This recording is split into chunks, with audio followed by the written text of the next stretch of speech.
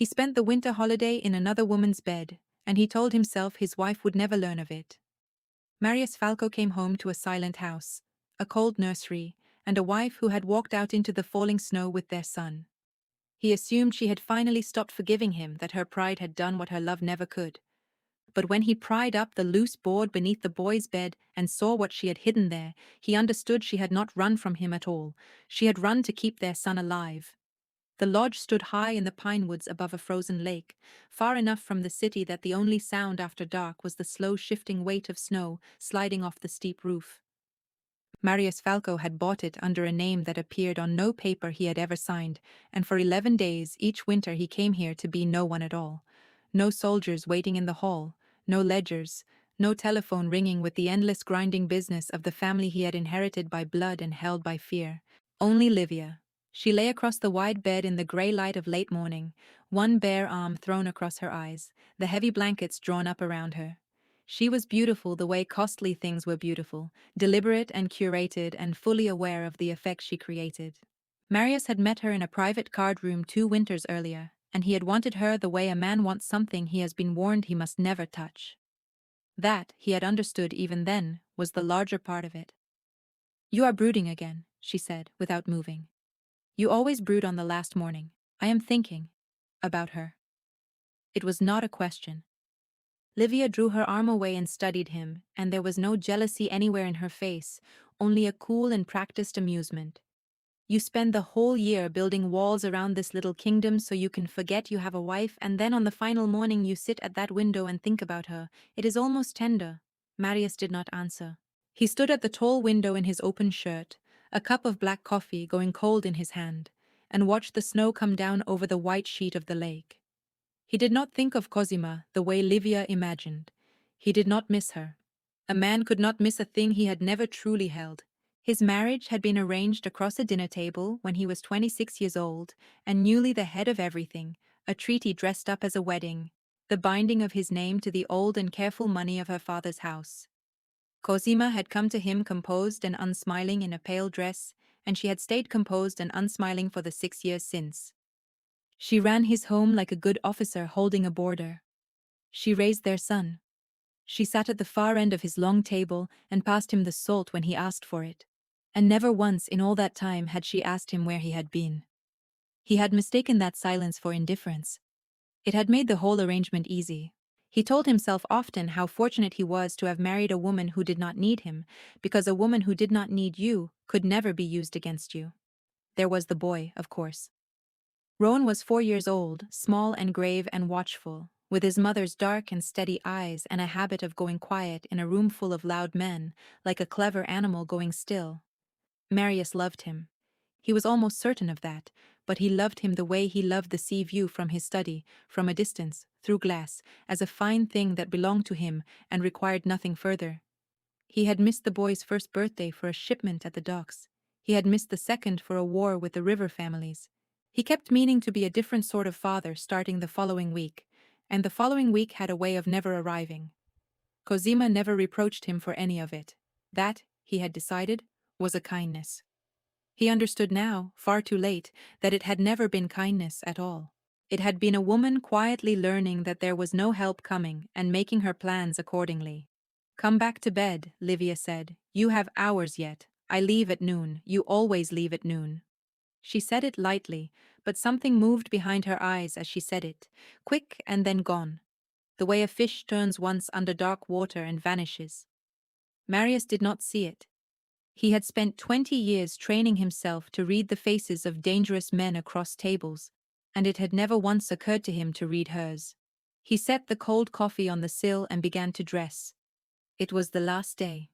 In a few hours he would drive the long road down out of the pines, and he would fold the lodge and the woman inside it back into the sealed compartment where they lived for the other 354 days of the year, and he would return to the estate on the coast and become once more the man the city was afraid of. There was a ritual to the last morning, one he had come to lean on without ever giving it a name. At noon, every year his wife sent him a single message. It was never warm, it never asked him for anything. It confirmed only that the household still stood, that the boy was well, that the accounts had cleared and the men had been paid and nothing in his world had cracked open while his back was turned. Cosima had the exactness of a good blade. In 6 years she had never once been a minute late. He carried his telephone to the window and turned it on for the first time in 11 days. He waited for it to wake and find the signal, and he watched the small pale clock in the corner of the screen. It read 1:15. There was no message from his wife. He told himself it meant nothing. A dead spot in the mountains. A tower brought down under the weight of the snow. He finished dressing and did not say goodbye to Livia, because they had never once said goodbye.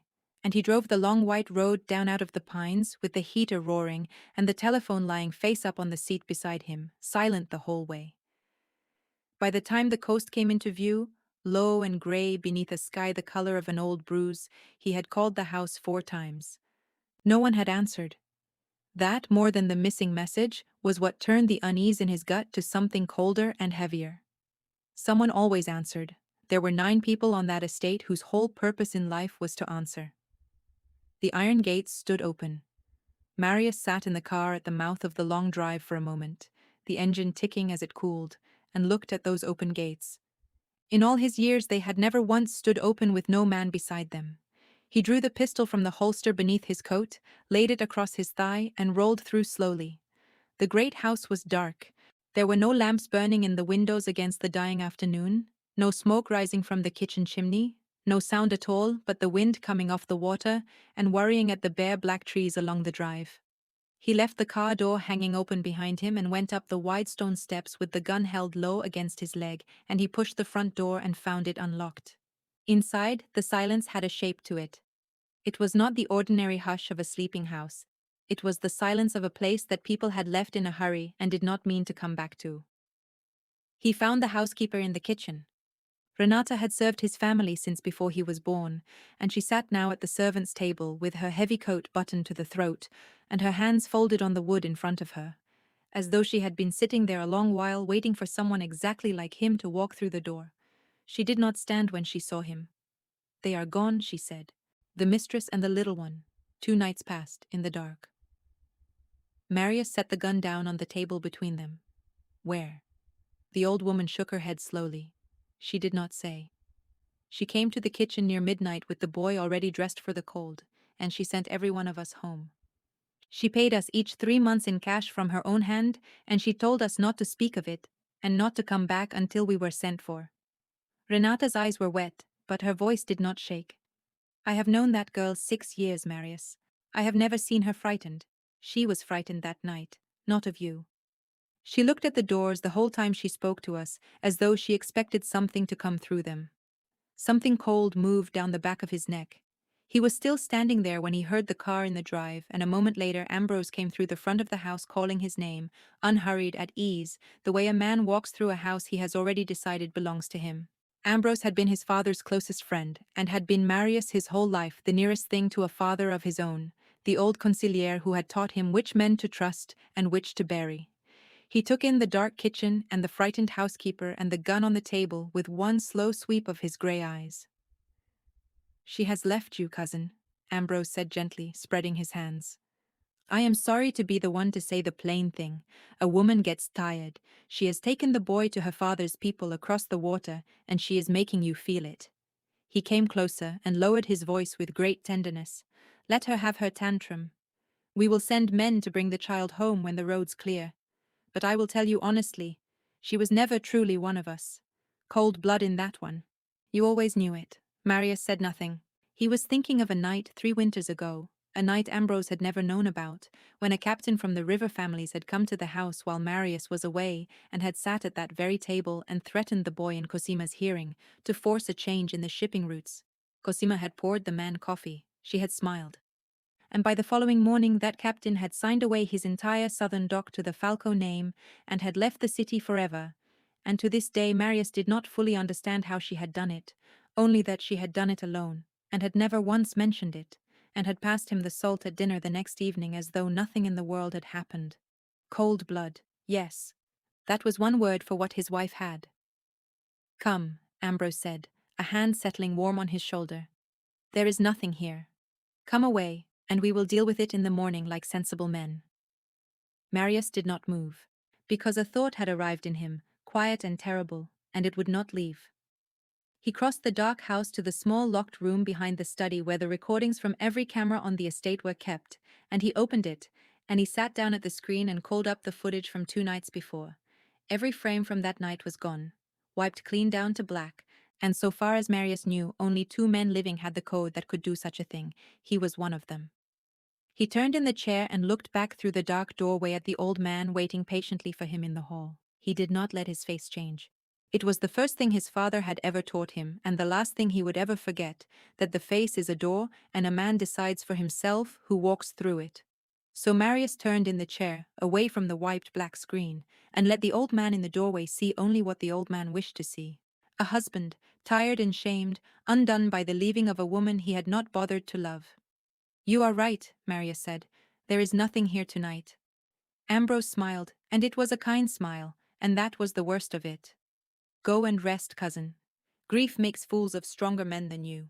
I will put 2 of my own boys on the gate, and I will come to you in the morning, and we will decide together how to bring your son home."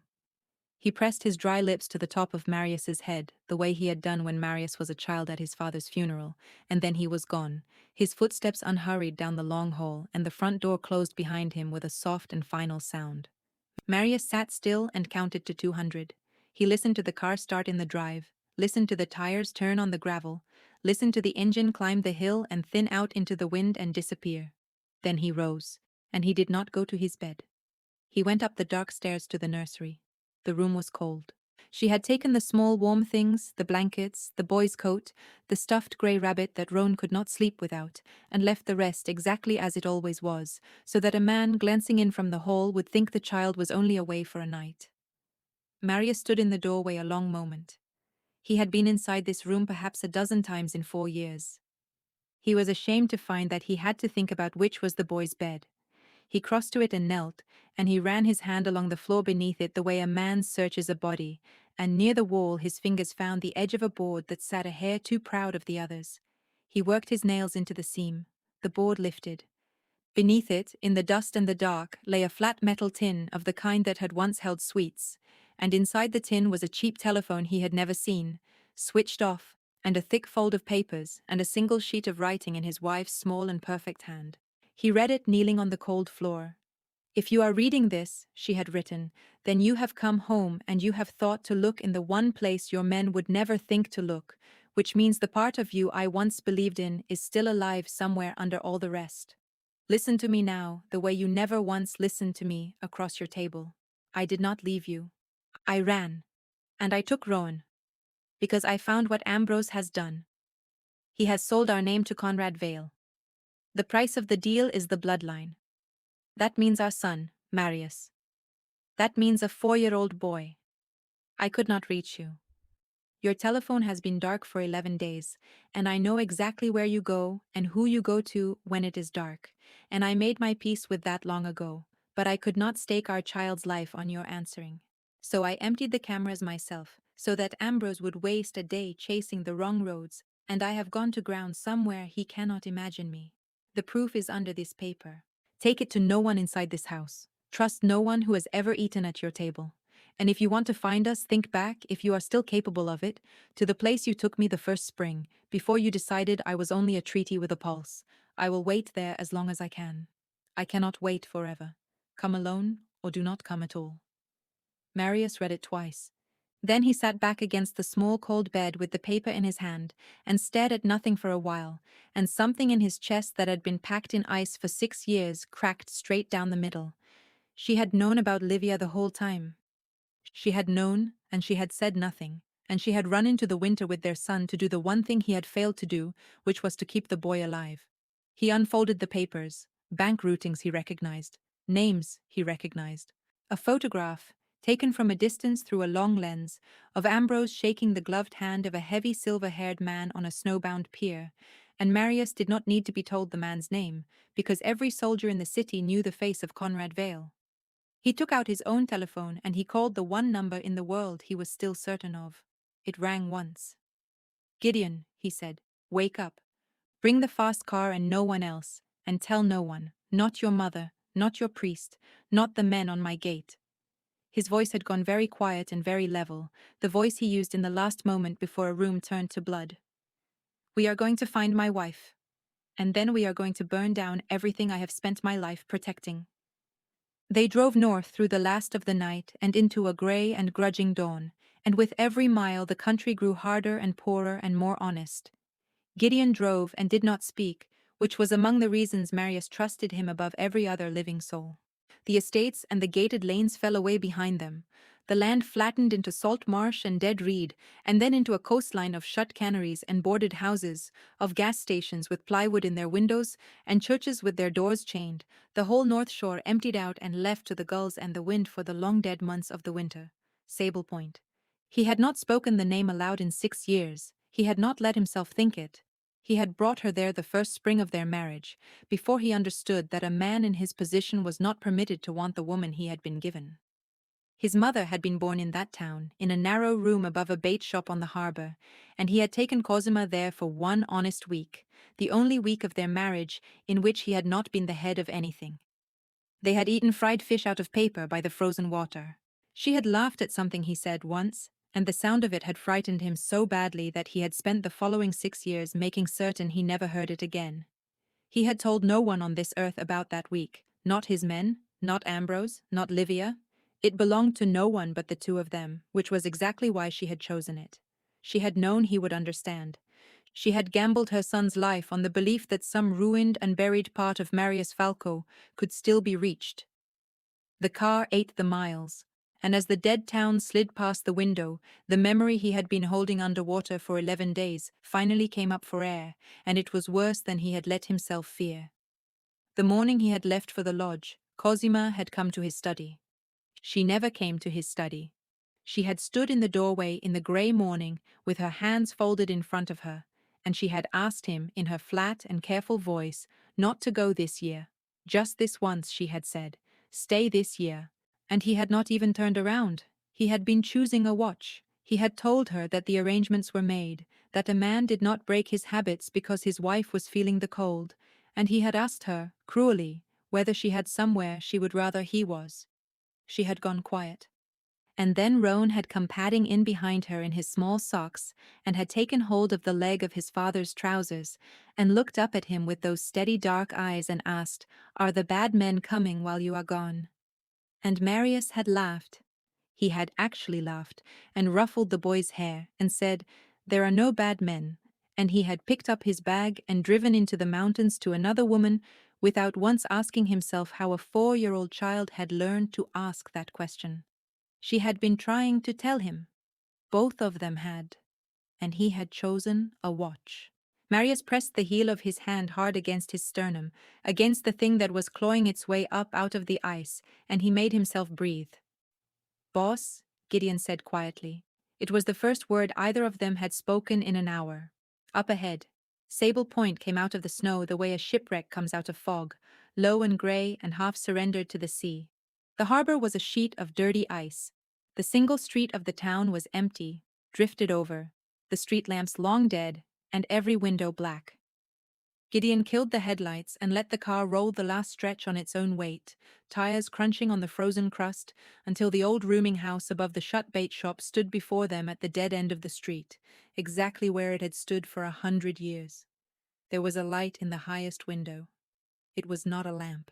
It was the small, careful, shielded light of a single candle, set back from the glass so that it would not be seen from the water, and it was moving very slightly, as though someone were carrying it back and forth across a room in the dark, over and over, the way a person walks who has not slept in days and no longer trusts the floor to hold. Marius was out of the car before it had fully stopped. He crossed the frozen street with his gun in his hand and his heart slamming against his ribs, and he went in through the swollen door of the bait shop and up the black and groaning stairs 2 at a time, and at the top he found a door, and behind that door he heard the small sound that undid him completely. A child crying and a woman's voice, cracked and worn down to almost nothing, softly singing to make it stop. He did not kick the door. Some instinct older than his training stopped his boot in the air.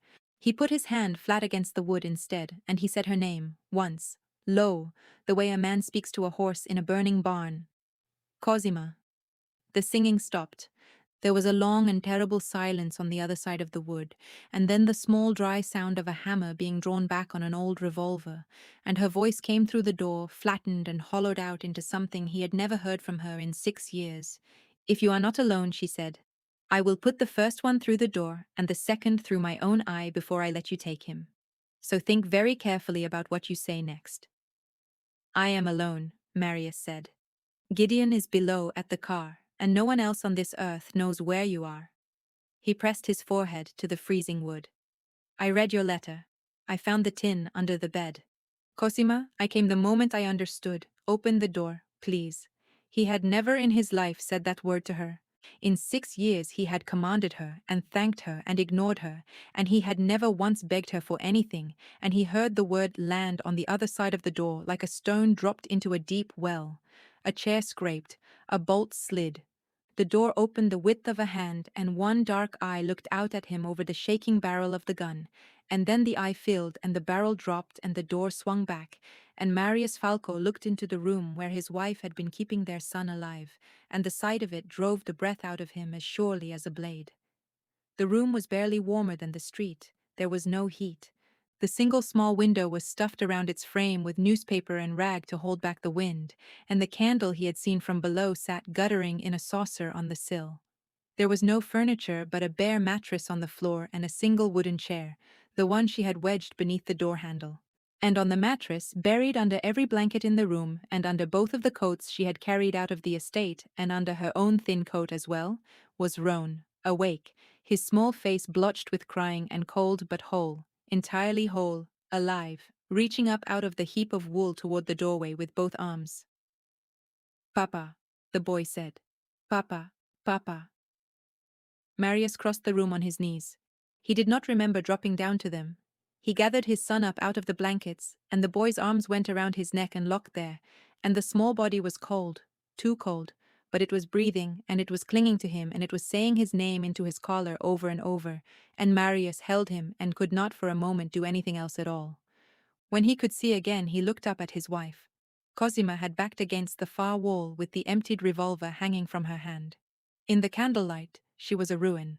She wore only a thin gray sweater against the killing cold, because every warm thing they owned was on the boy, and her lips had gone the pale blue of a drowned woman. She had not slept. He could see that at once, not in days. Her eyes were sunk and rimmed in bruised shadow, and they moved constantly even now. To the window, to the door, to the boy, to the door again.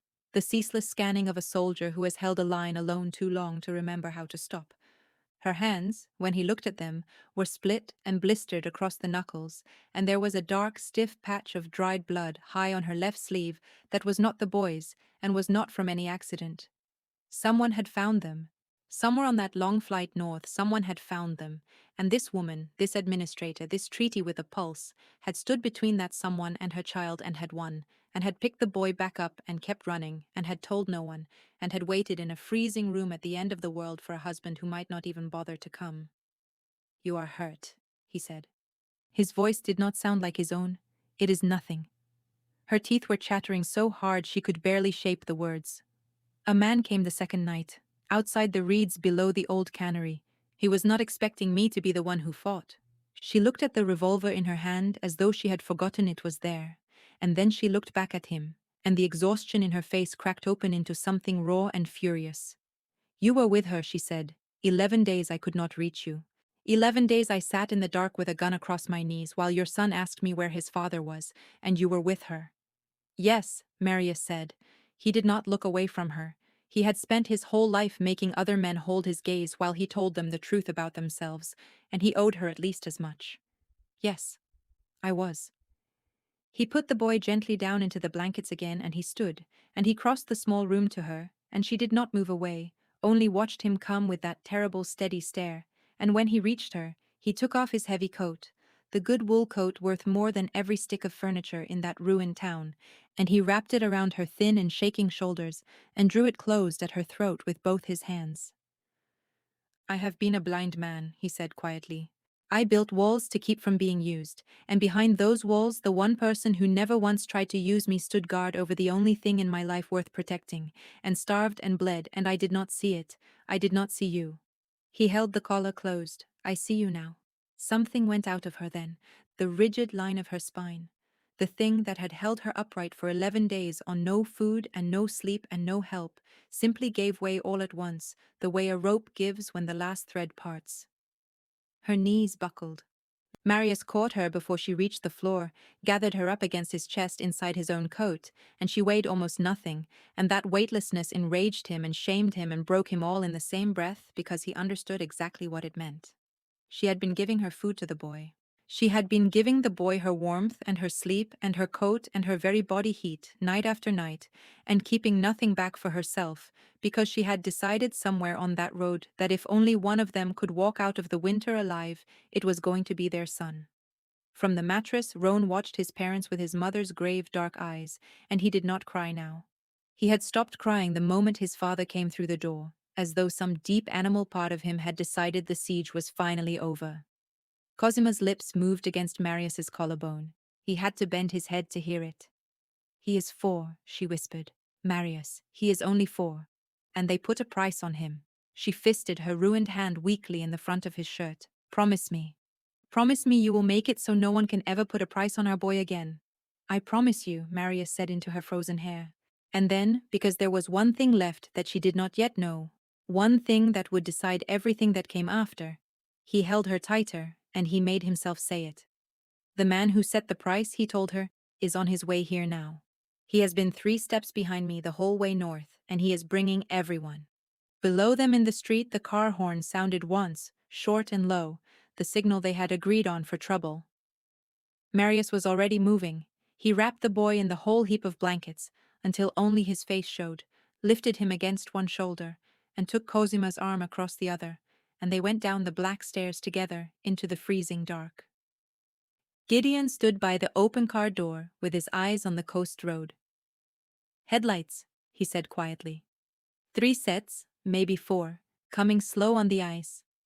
They are still the far side of the marsh. We have the better part of an hour before they reach the point." An hour. Marius laid his son on the back seat and his wife beside him and took the front, and Gideon put the car up the frozen hill away from the water, running dark, and Sable Point fell away behind them into the snow. Marius turned in his seat so that he could see both of them, the sleeping boy and the woman holding him, and he said, "Tell me everything. From the beginning. Leave nothing out to spare me. I have no use left for being spared." So Cosima told him, in the low, flat voice of a woman reciting something she had gone over 10,000 times alone in the dark. She had known the shape of it before she had known the substance, she said, because she had seen it once before. Her father's house had not been given to Marius as a treaty out of love. It had been given because her father was already dying from the inside, eaten hollow by a cousin he trusted, and he had married his only daughter into the strongest name on the coast to buy her a wall to stand behind before the roof came down. Cosima had been 19. She had watched the men who smiled at her father's table carry his empire out the back door piece by piece, while he thanked them for their loyalty. She had learned, at 19, the one lesson Marius had needed his whole life and a bleeding wife to begin to learn. The knife never comes from across the table. It comes from the chair beside you. So she had watched. For 6 years, while he thought her cold, she had watched. She read the accounts he never checked. She noticed which men grew rich faster than their work could explain. And in the last days before the holiday, feeding papers into the fire in his study late at night, she had found the thread, and she had pulled it, and the whole tapestry had come apart in her hands. Ambrose had been selling pieces of the family to Conrad Vale for 3 years. And the final payment, the one that closed the deal and handed Vale the whole coast, was not money. It was the removal of the bloodline. It was an empty nursery, and a widowed treaty, and a grieving old consigliere left standing to inherit what he swore to protect. And it was almost done, she told him. The 2 men were to meet in 3 nights' time, on neutral ground at the old customs house on the North Pier, to sign the last of it over, and to confirm with their own eyes that the heir had been dealt with. Ambrose would bring the deeds and the account codes. Vale would bring the price. Neither man intended to walk away from that room still owing the other anything.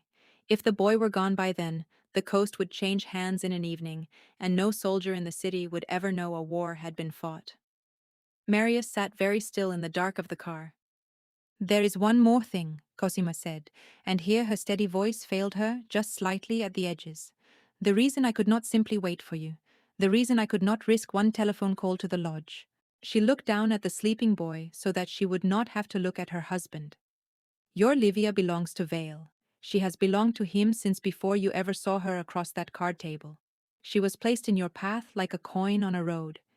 Every year for 2 winters you have carried your own whereabouts and your own habits and your own blind 11 silent days straight into the bed of the woman feeding them to the man who wants our son dead. That is how they knew the exact window. That is how they knew you would be dark and unreachable and 100 miles away. She finally raised her eyes to his. I did not run from your mistress out of jealousy, Marius. I ran because your mistress was the door they were going to come through. Something cold and enormous turned over in Marius's chest, and then went very, very still. He did not rage. He had passed some final gate, somewhere on the black stairs of that rooming house, beyond which rage was no longer of any use to him. What sat in him now was colder and older and far more patient. Why, he said. His voice had gone rough. Not why did you run? I understand why you ran. Why did you never once in 6 years let me see any of this? The watching, the fear, what you carried. You let me believe you were made of ice. Why? Cosima was quiet for a long moment, the tires humming on the frozen road. Because need is a debt, she said at last, and in my father's house I watched what happened to everyone he was in debt to. I decided when I was 19 that I would never again be a thing that could be collected. She pulled the blankets higher around the boy. If I had come to you weeping, you would have handled me the way you handle everything, from a distance, through glass, and I would have become one more liability for you to manage. So I made certain I was never a liability. I made certain I was the one thing in your house that never needed managing. I did not know how to be loved by you, Marius. So I settled for being indispensable, and I told myself it was the same thing, and it was not. They drove the rest of the way in silence. The place Marius took them was a low farmhouse at the end of an unmarked track, far back from any road that had a name, where an old woman and her grown sons kept goats and asked no questions of the world. They were his mother's people. He had not spoken to them in 20 years, and they took him in without a single word, the way blood takes in blood, and the old woman lifted the sleeping boy from Cosima's arms as though she had been waiting his whole life to do it. Roan half woke at the door. He looked around the strange warm kitchen with his grave dark eyes, and then he lifted his head and said in a small clear voice, "My rabbit." Cosima went rigid. In the running and the cold and the terror she had left the grey rabbit behind on the mattress at Sable Point, the one thing the boy could not sleep without, and Marius watched the failure of it land on her face harder than any wound she had taken, as though this small thing and not the blood on her sleeve were the true measure of how much the winter had cost her. Marius knelt down in front of his son. He took the boy's cold face in both of his hands, and for the first time in the child's whole life he gave him his full and undivided attention, and he made him a vow he intended to keep. "I am going to go and get your rabbit," he said. "And on the way, I am going to have a conversation with the bad men.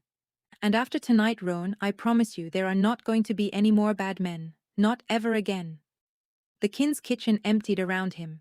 The old woman carried Roan up to a warm bed.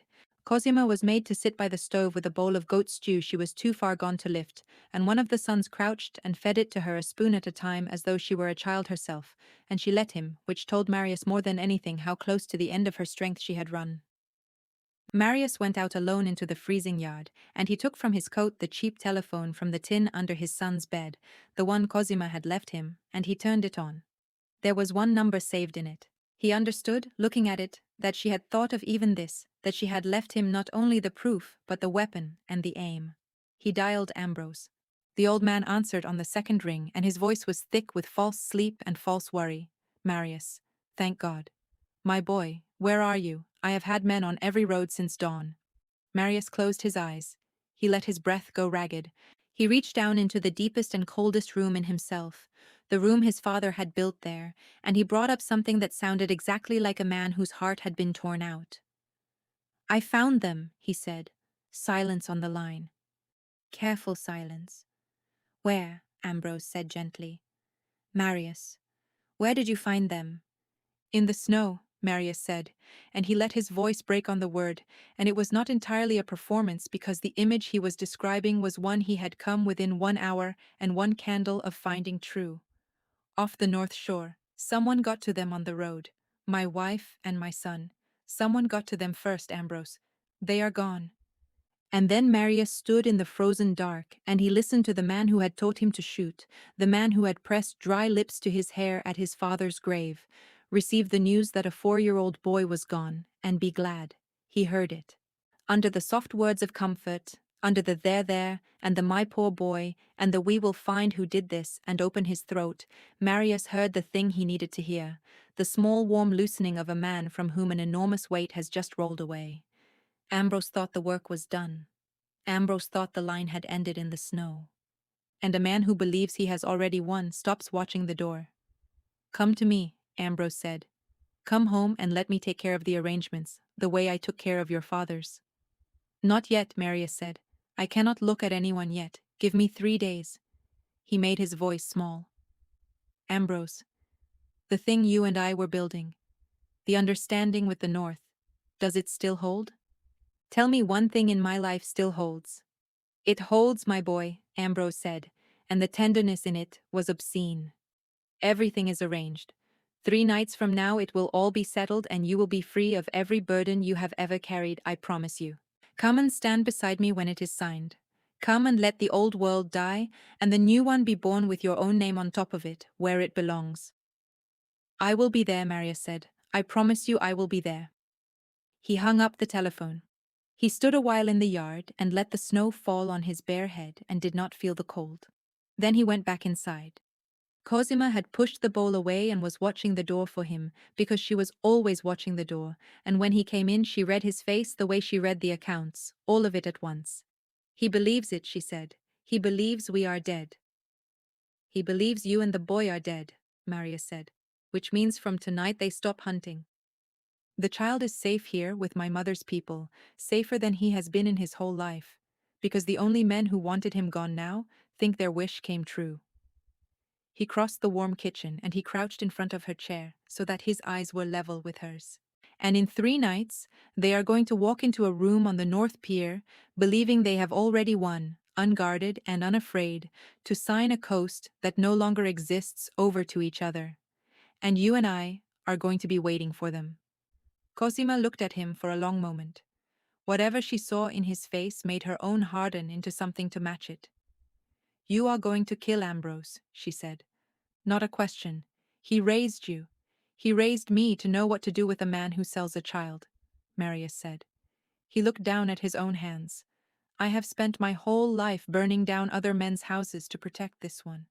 Tonight I finally understand there was only ever one thing in it worth protecting, and it was never the house. He stood. In 3 days, I am going to bury the man who buried my father, and then Cosima, for the first time since they put my father's name on me, I am going to be free. For 3 days, the farmhouse at the end of the unmarked track became something Marius had never in his life possessed. It became a home with his family safe inside it. He had not known what to do with the first morning. He woke on a straw mattress in a low room under the eaves with grey light in the window, and no ledger, no gun on the nightstand, no woman he was paying to forget. And for a long moment he did not know who he was without the weight of the name pressing down on him. Then he heard through the floor the small clear voice of his son in the kitchen below, asking the old woman why the goats had square eyes, and something in Marius that had been clenched into a fist since he was a boy at a graveside slowly, painfully, began to open. He went down and he sat on the floor with his son. He did not check a telephone.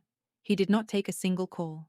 He learned shamefully late how his own child liked his bread, torn and not cut, and which of the goats the boy had already named, and that Roan believed with total conviction that the old brown dog in the yard could understand 3 languages. Marius listened to all of it as though it were the intelligence that would win a war, because he had understood at last that in every way that would ever matter to him again, it was. On the second afternoon the boy fell asleep against his father's chest in the middle of a sentence about the dog, and Marius sat without moving for 2 hours so as not to wake him, his arm gone dead beneath the small warm weight, and he thought that he had knelt in more blood than any man on the coast, and had never once been held in place by anything the way he was held in place now. Cosima slept for the better part of 2 days. Marius sat with her through much of it.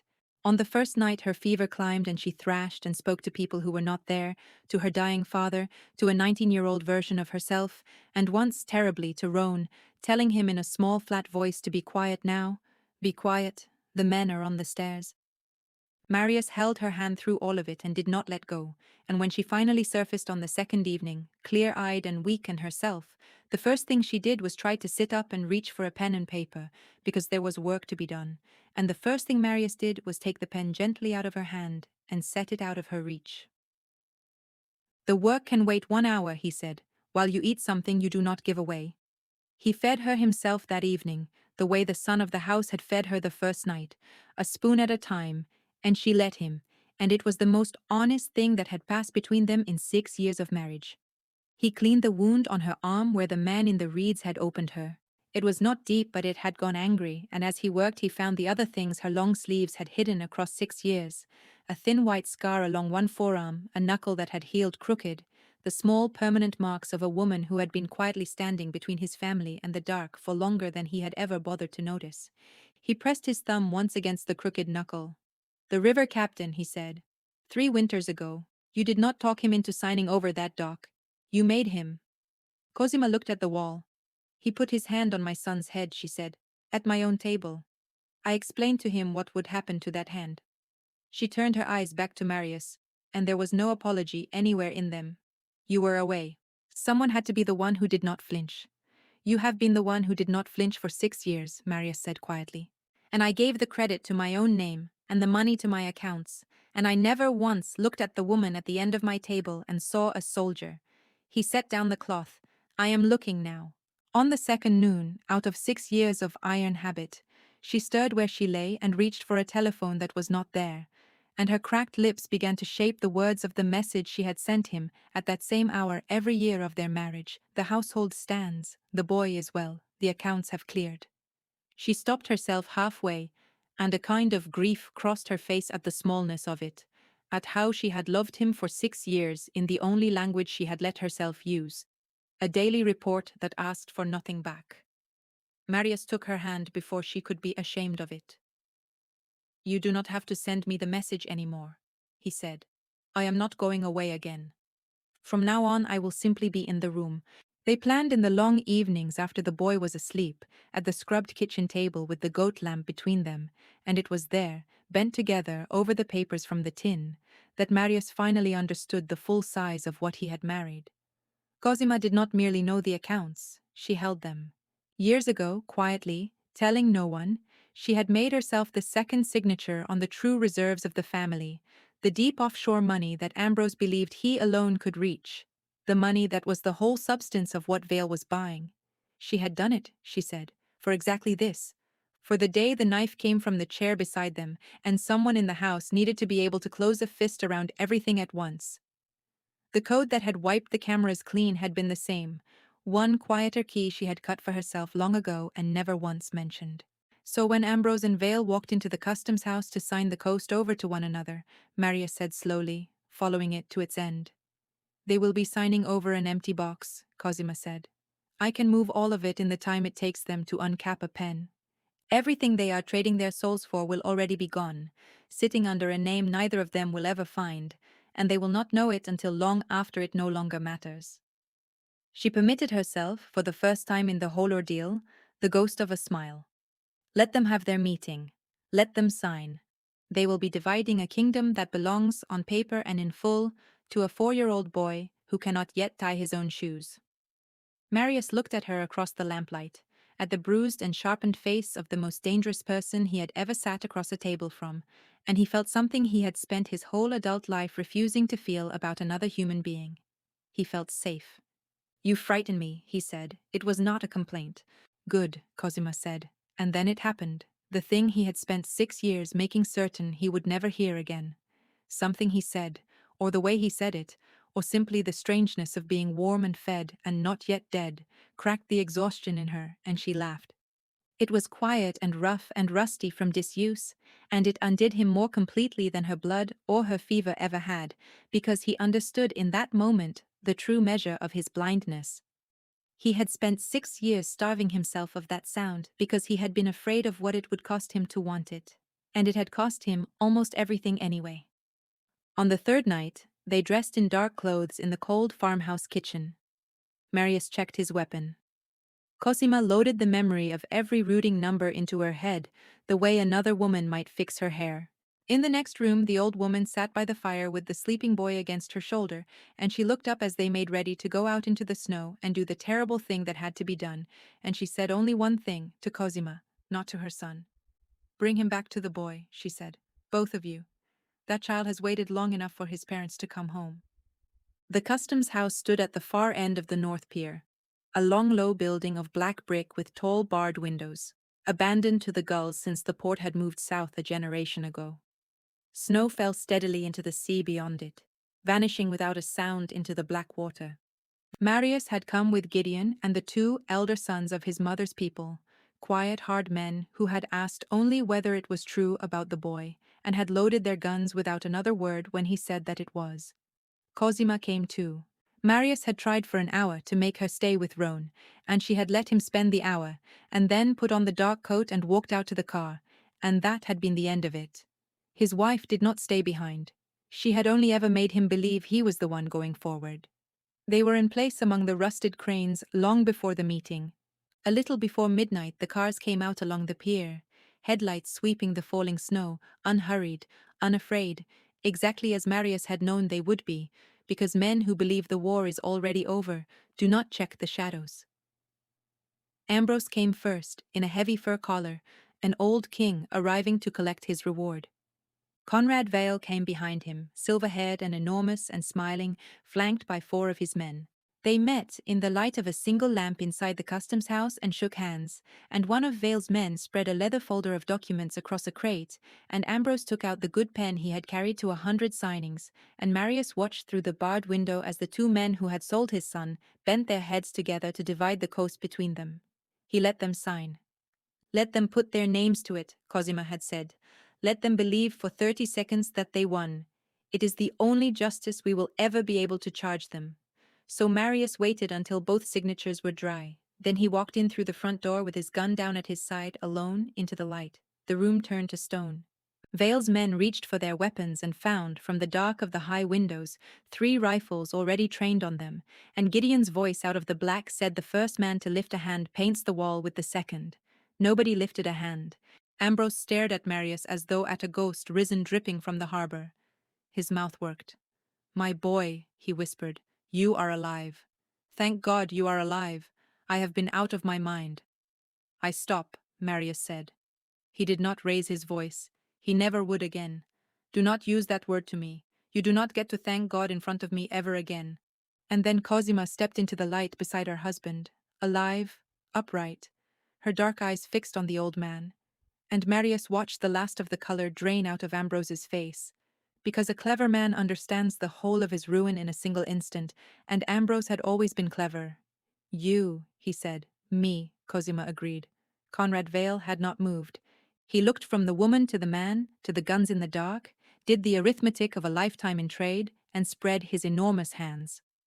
"Well," he said, in the reasonable voice of a man used to buying his way off every pier he had ever stood on, "it seems I have paid for goods that were not for sale.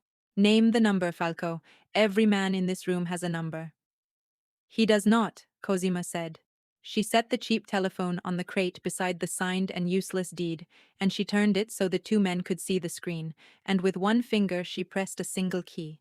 Somewhere in a machine on the far side of the world, the deep reserves of the Falco family, the whole substance of everything Conrad Vale had just signed his name to own, ceased to exist at one address and came quietly into being at another, under a name that belonged to a 4-year-old boy, asleep against an old woman's shoulder, with a dog he believed spoke 3 languages curled at his feet. "You have signed for an empty box," Cosima told them, in the flat and precise voice she had used to pass the salt across the table for 6 years. "There was nothing in the account the moment you uncapped your pen. You have traded your lives, both of you, for a piece of paper worth exactly the paper. My husband keeps his ledgers in a place you were never clever enough to look. It was sitting at the end of his table the whole time, and neither of you ever once bothered to read it." Vale began to laugh then, a great helpless rumble, the laugh of a man beaten cleanly and knowing it, and he inclined his silver head to Cosima with something almost like respect. Marius let him laugh. He turned instead to Ambrose and crossed the cold stone floor until he stood close enough to smell the brandy and the fear, and looked into the eyes of the man who had taught him everything he knew about the world, except the one thing that had turned out to matter. "Tell me it is not true," Marius said. His voice cracked once, and he let it, because he owed the boy he had been that much honesty. "Tell me you did not put a price on Roan. Tell me and I will try. God help me. I will try to believe you." Ambrose looked at him for a long moment, and whatever mercy Marius was holding out died when he saw that the old man was not afraid of the gun. He was only annoyed. He was only sorry that it had not worked. "He was soft," Ambrose said quietly. "Your father was soft at the end, and he made you soft after him, and the child would have been softer still. I have watched this family flinch when the coast needed a closed fist. I did not sell you, Marius. I tried to save the thing your father built from the men your blood keeps producing.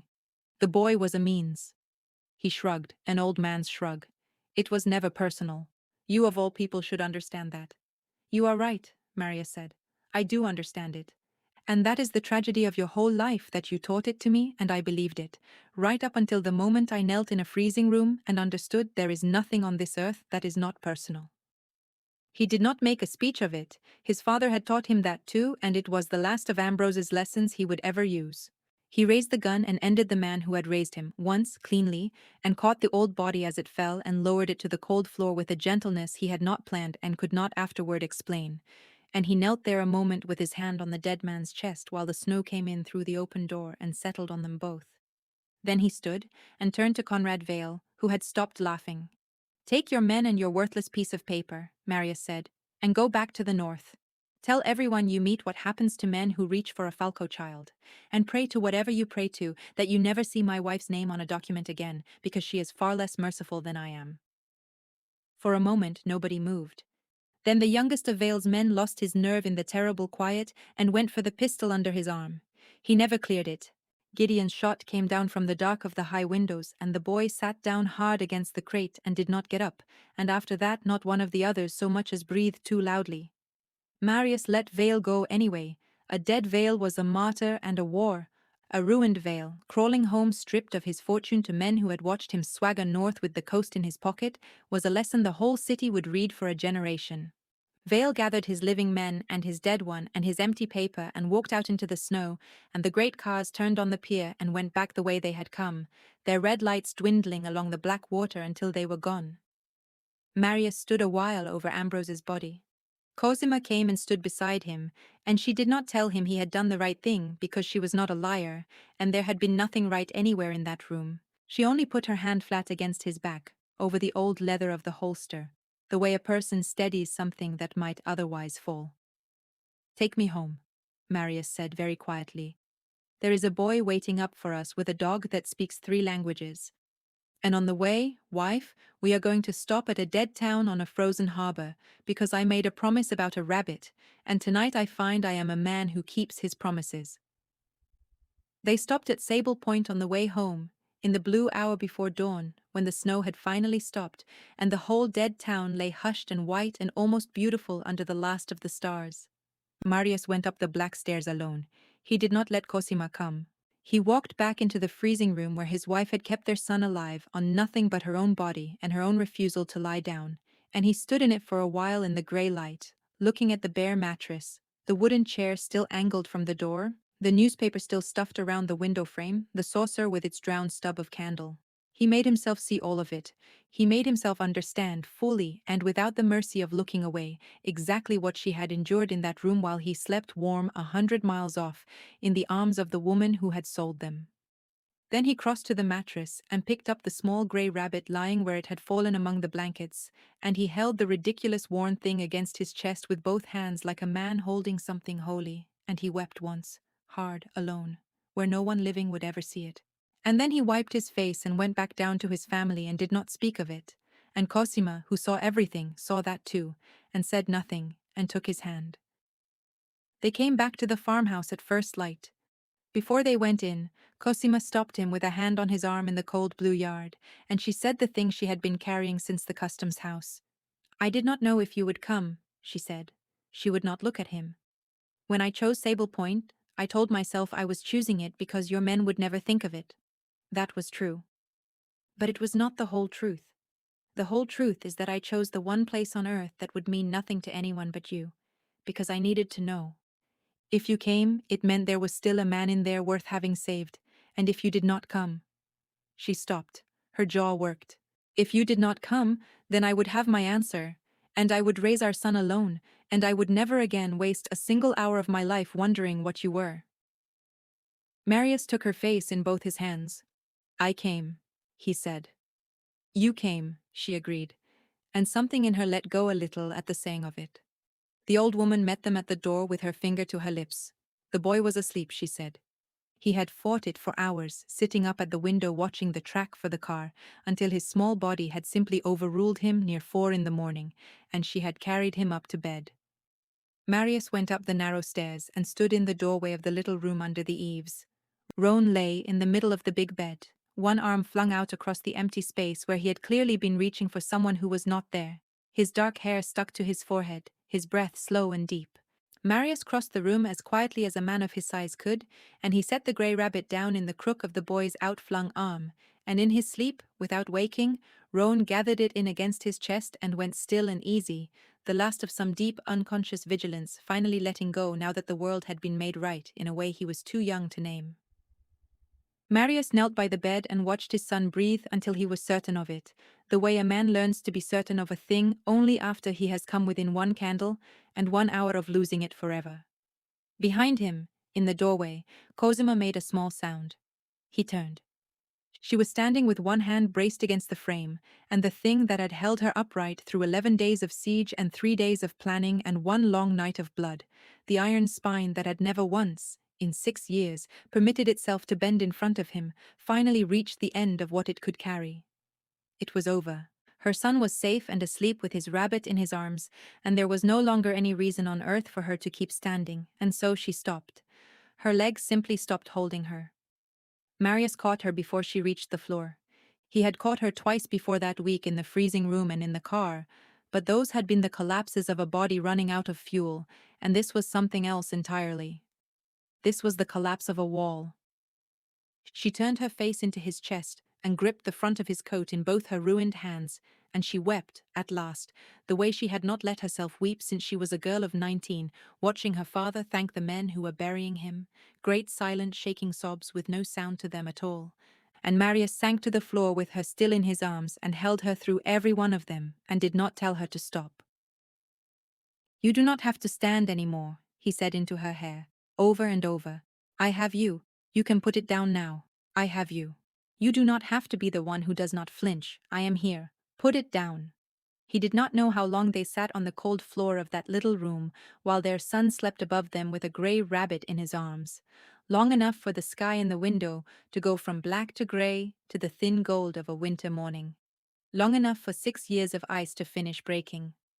When at last she quieted, drained down to nothing, he lifted her, and he laid her in the big bed beside the sleeping boy, and he lay down on her other side so that Rowan was between them, and the 3 of them fit there together in a way that the vast cold beds of his vast cold house had never once managed to hold. He did not sleep. He lay and watched his wife and his son breathe in the gold morning light.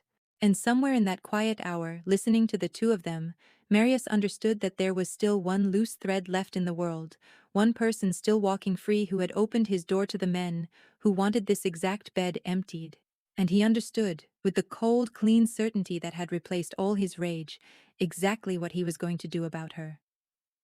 He made the call 3 weeks later, on the first morning the ice began to break on the river below the estate. He had waited on purpose. He had wanted Livia to spend those 3 weeks in the dark, watching Conrad Vale limp home, stripped of a fortune and a coast, feeling the ground shift under her own feet without ever being told why. A frightened asset makes mistakes. By the time Marius finally dialed the number he had once kept in the sealed compartment of his life, he knew she would answer on the first ring, and she did. Marius, she said, and all the cool amusement was gone out of her voice now, worn down to something thin and watchful. I heard there was trouble in the north. I've been so worried. Have you? He said. He stood at the tall window of his study with a cup of black coffee going cold in his hand, exactly as he had stood at the window of the lodge on the last morning of the old world, and he found that he felt nothing looking down the barrel of this at all. I know what you are, Livia. I have known since the night I came down out of the mountains. You were a coin left on a road for me to pick up, and I picked you up, and I carried you into my own house for 2 winters, and you counted the days I would be blind, and you sold them to the man who wanted my son gone. Silence on the line. Then, carefully, you cannot prove a word of that. I am not going to try, Marius said. That is the beauty of it. I have already spoken to Conrad Vale. He listened to her breathe. I told him that when it all came apart, you came to me. I told him you traded him, every route and every name and every safe house he has north of the river, to buy yourself a place under my protection. I told him you wept when you did it. He took a slow sip of the cold coffee. He believed me, Livia. Of course he believed me. A man like Vale has spent his whole life waiting to be betrayed by the people closest to him, because a man like Vale would betray anyone. That is why he lost. And it is why, by the time you finish this call and try to run, you will find that the only door left open to you is the one you spent 2 years holding open for him. You belong to Vale. I am simply sending you home. He hung up before she could answer, and he dropped the telephone into the drawer and slid it shut, and he did not think of her again. She had wanted to live in the sealed compartments of powerful men. Now she would die in one. It was, he thought, the only honest thing that had ever passed between them. The estate did not go back to what it had been.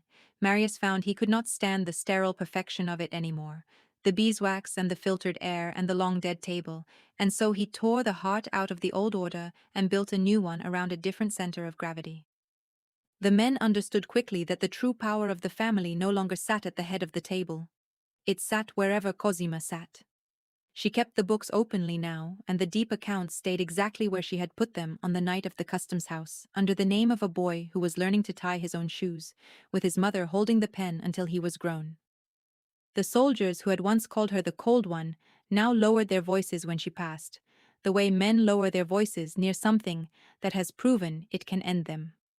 At dinner, in the new order, Marius sat at Cosima's right hand, and on the first night in the reordered house, out of 6 years of pure habit, she reached to pass him the salt before he could ask for it, the way she had passed it 10,000 times across the long cold distance of their marriage.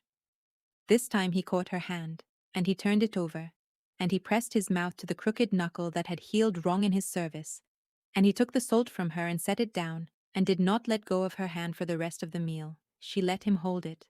She had stopped somewhere in the melting of the ice, keeping any part of herself in reserve against him. Roan flourished.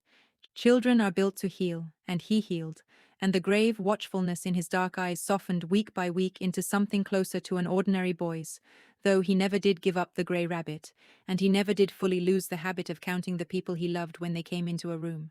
One night in the spring, when Marius came to sit on the edge of his bed the way he did now, every single night without fail, the boy looked up at him with his mother's steady eyes and asked the question he had asked once before, in a study, in his small socks, on a morning that had nearly cost him everything.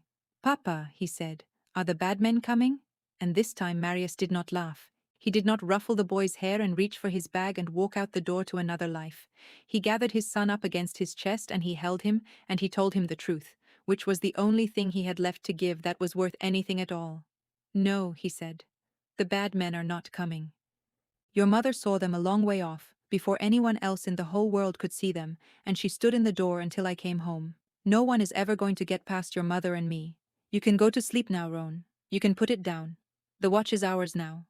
The boy slept.